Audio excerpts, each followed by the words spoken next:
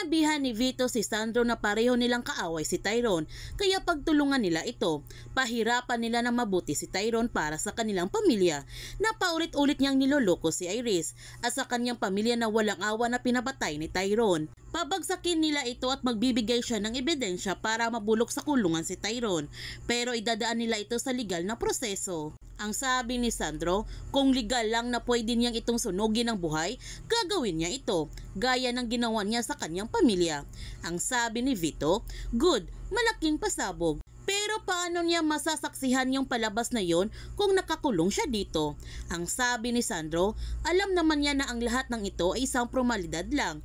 Meron siyang isang salita, hindi siya magtatagal dito. At kailangan ni Sandro si Vito dahil si Vito ang susi sa lahat ng sekreto ni Tyrone na maaari nilang gamitin para mabulok ito sa kulungan. Ang sabi ni Vito, kaya siya nakabalik sa Inlia ay dahil sa kanya. Sana marunong siya tumanaw na utang na loob. Ang sabi ni Sandro, sana siya rin. Natatawa na lamang si Vito sa sinabi ni Sandro at sinabihan niya ito na sobra siyang mapagbigay na tao. Nag-alala si Patrick dahil kahit yung pinakamatalik na kaibigan ni Iris na si Lily mukhang babaliktad na. Nagtanong si Ian kay Patrick na huwag niyang sabihin isusumbong niya si Lily. Paano kung mangyari sa kanya yung nangyari kay Aster?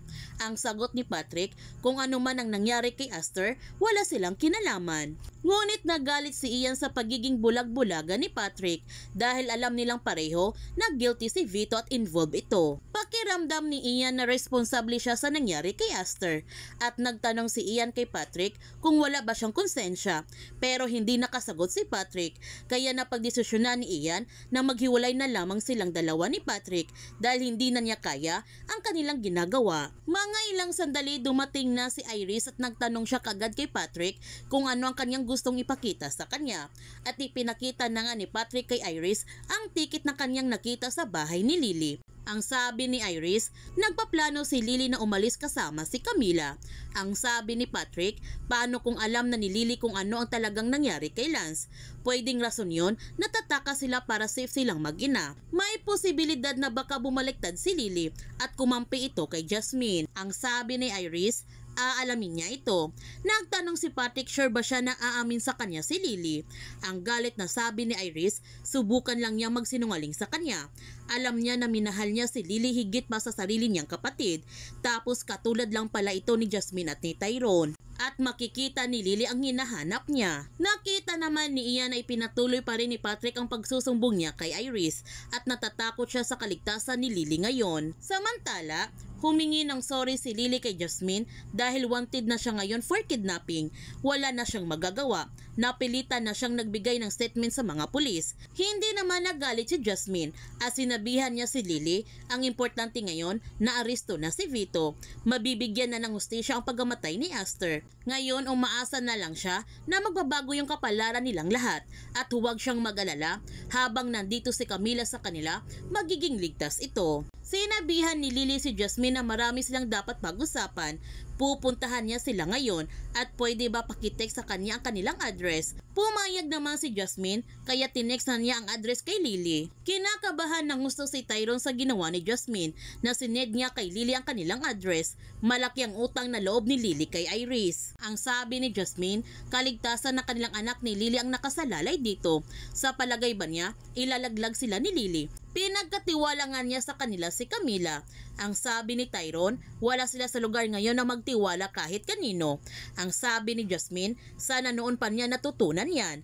At humingi naman ng sorry si Jasmine kay Tyrone sa kanyang nasabi. Ang sabi ni Tyrone, kung hindi niya makukuha yung listahan ni Sandro, hahanapin niya kung saan inilipat yung mga armas. Nakita naman nila Iris at Patrick ang CCTV ng bahay ni Lily at nalaman na nga nila na hindi kinidnap ni Jasmine si Camila at kusa ito ibinigay ni Lily.